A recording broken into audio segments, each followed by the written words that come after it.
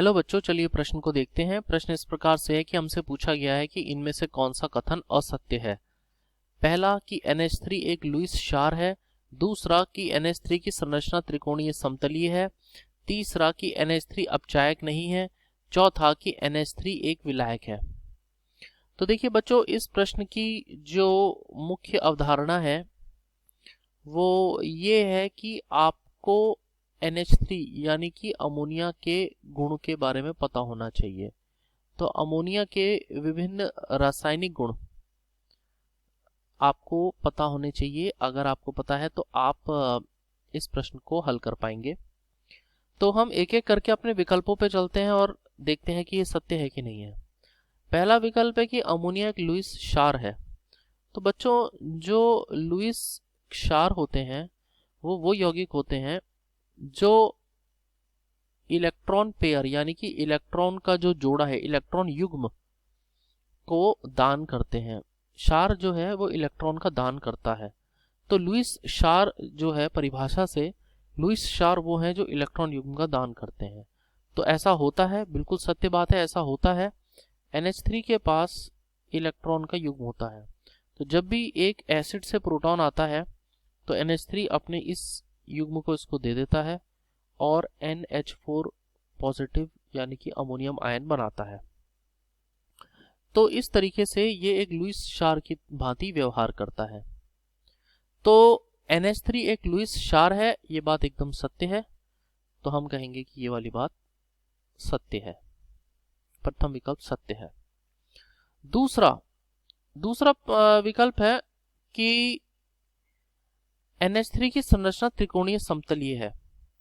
तो देखिए, NH3 जो है, इसमें अमोनिया का NH3 में जो अमोनिया का संकरण है, जो नाइट्रोजन का संकरण है, वो sp3 है। sp3 जो होता है वो चतुष्फलक संरचना रखता है।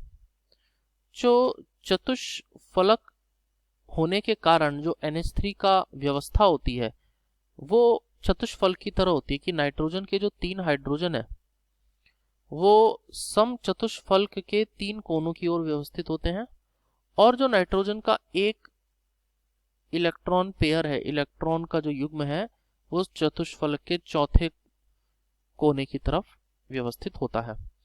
तो इस प्रकार से यदि हम देखें तो ये एक सम चतुष्फलक के चारों कोनों की ओर व्यवस्थित होते हैं। परंतु अगर हम यहां पर पूछें कि अमोनिया की संरचना क्या है, तो अमोनिया का जो ये इलेक्ट्रॉन युग्म आप देख रहे हैं, इसको ये यहाँ पर काउंट नहीं होता, यहाँ पर दिखता नहीं है। तो उस प्रकार से जो NH3 का असली संरचना निकल के आती है वो यहाँ पर निकल के आती है एक पिरामिड के तौर पे, पिरामिड की तरह यहाँ पर दिखता है, जिसमें N जो है वो पिरामिड के टॉप पर है और बाकी के 3 हाइड्रोजन पिरामिड के कॉर्नर पर हैं। तो जो NH3 का, अमोनिया का जो सही स्ट्रक्चर है, सही संरचना है, वो पिरामिडल है। तो यानी कि जो दूसरा कह रहा है कि संरचना त्रिकोणीय समतली है, ट्राइगोनल प्लेनर है, ये गलत है। ये चीज जो है वो असत्य है। असल में जो अमोनिया की संरचना है वो पिरामिडल होती है। उसके बाद हमारा जो तीसरा विकल्प है, तीसरा विकल्प पूछ रहा है कि अमोनिया अपचायक नहीं है। तो क्या ये बात सत्य है? जी नहीं, ये बात सत्य नहीं है। अमोनिया जो है एक अपचायक की भांति व्यवहार कर सकता है। जैसे उदाहरण के तौर पे 4NH3 आप ले लीजिए, 4NH3 न लेकर के आप इसको 8NH3 ले लीजिए।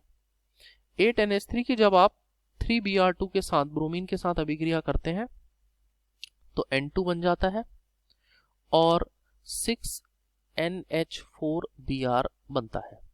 आप देख रहे हैं कि यहाँ पर Br की जो ऑक्सीकरण संख्या थी वो 0 थी और यहाँ से Br की जो ऑक्सीकरण संख्या है वो -1 हो जाती है। तो 0 से -1 तो अपचयन हुआ क्योंकि ऑक्सीकरण संख्या घट गई। तो इसका मतलब ये ऑक्सीकरण संख्या घटी है, तो ये जो प्रक्रिया यहाँ पर हुई है ये अपचयन की प्रक्रिया हुई है। इसका मतलब ये अपचयन किसने किया है? अमोनिया ने किया है। तो इसलिए अमोनिया जो है ऑक्सीकारक नहीं होकर के क्या है? अपचायक है। तो इसका मतलब हमारा ये वाला कथन तीसरा कि अपचायक नहीं है, ये भी असत्य हो जाता है। तो ये हम इसको बोलेंगे कि ये एक असत्य विकल्प है, वो अपचायक होता है। उसके बाद अगला चलते हैं, अगला विकल्प आखिरी विकल्प है NH3 जो द्रव रूप में है वो एक विलायक होता है।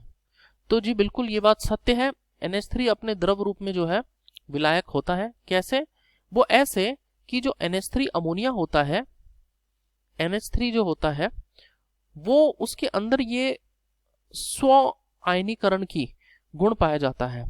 तो NH3 के दो अणु जो हैं वो स्वतः आयनन करते हैं, मतलब स्वतः ही एक NH3 एसिड की तरह, एक NH3 बेस की तरह काम करता है, एक अम्ल की तरह, क्षार की तरह। तो एक NH3 अपना प्रोटॉन दूसरे NH3 को दे देता है, तो एक बन जाता है NH4 धनात्मक और एक बन जाता है NH2 ऋणात्मक आयन।